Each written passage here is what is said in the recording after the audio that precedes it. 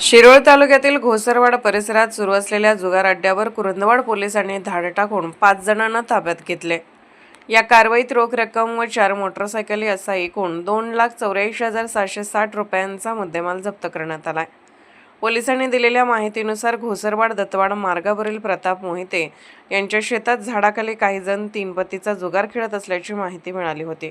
त्यानुसार सोमवार दिनांक 6 सायंकाळी पोलिसांनी छापा टाकत शिवाजी सकाराम चव्हाण, संदीप राऊ चव्हाण, रावसो कृष्णाप्पा म्हैसाळे, तानाजी प्रकाश भोसले, बाळासो पाटील या 5 जणांना ताब्यात घेतले।